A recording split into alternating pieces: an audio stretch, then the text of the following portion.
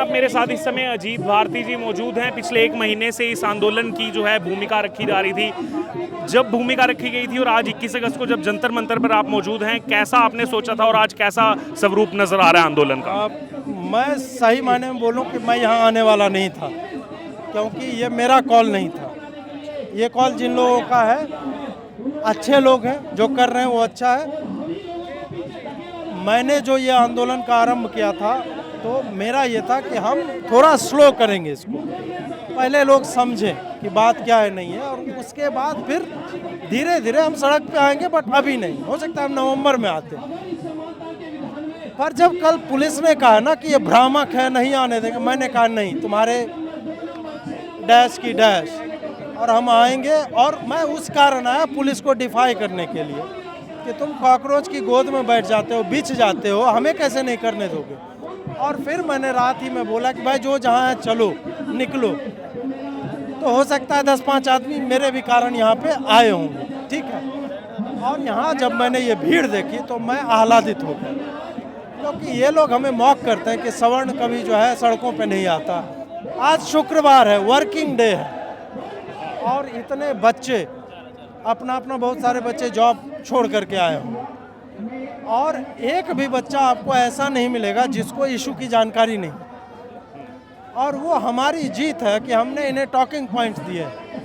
हम वर्षों से इस पे बात कर रहे हैं, और वो टॉकिंग पॉइंट्स ले करके आज ये हर बच्चा, रैंडम आदमी से आप पूछो क्यों आओगे, आपको अच्छे से बात करेगा कि ये नहीं होना चाहिए। हो सकता है इन डेप्थ उतना नहीं गया हो, बट स्टिल वो 4 बातें आपको ढंग की बताएगा। तो ये मेरे लिए बहुत ही, मतलब मेरे लिए एक गौरव की अनुभूति कराने वाला क्षण। आप खुद कहते हैं कि जब भी हम कोई आंदोलन करते हैं तो सॉल्यूशन उसका निकलना चाहिए, तो क्या यहाँ से सॉल्यूशन नजर आता है? क्या सरकार को करना चाहिए?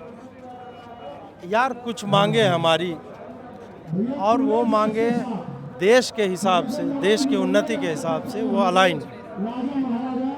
मोदी जी विकसित भारत कह रहे हैं, बता नहीं रहे कि विकसित भारत में क्या होगा, पर कह रहे हैं विकसित भारत। अब विकसित शब्द को मैं एक तरीके से देखता हूँ कि शिक्षा का स्तर होना चाहिए, सड़कें ऐसी होनी चाहिए, इकॉनमी हमारी इतने पे होनी चाहिए, देश का कर्जा घटना चाहिए। अब फिर मैं सरकार की पॉलिसीज़ देखता हूँ कि आप 50% आरक्षण दे रहे हो, कोई न्यूनतम मार्क नहीं है। EWS रिकॉग्नाइज कर रहे हो, लेकिन उसको फाइनेंशियल असिस्टेंस नहीं दे पा रहे हो। OBC का भला करने की बात कर रहे हैं, एक्चुअल में 4 जातियों का भला हो रहा है।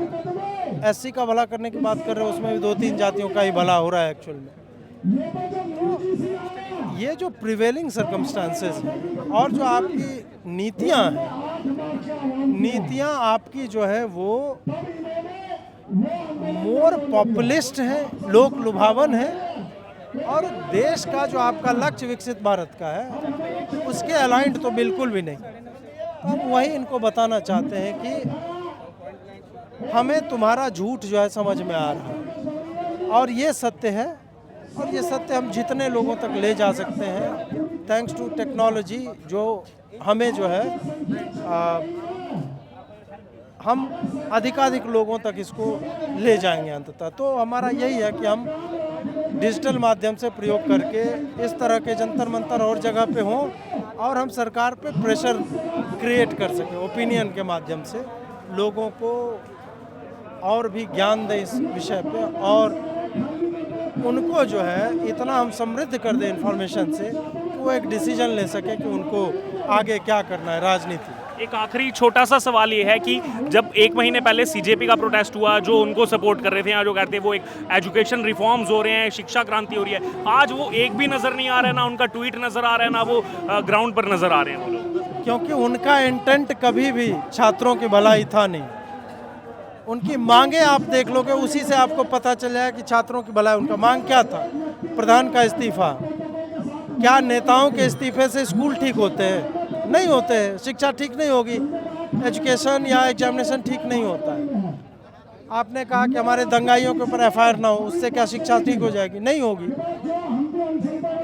मतलब मांग ही तुम्हारी फ्लॉड है। हमारी मांगे एक्चुअल में स्ट्रक्चरल चेंजेस की बात करती हैं कि ये सुधार कर दो, किसी को नुकसान नहीं होने का है, और देश जो विकसित भारत का सपना देख रहे हो हम वहाँ तक पहुँच जाएंगे इसके माध्यम से। बहुत धन्यवाद।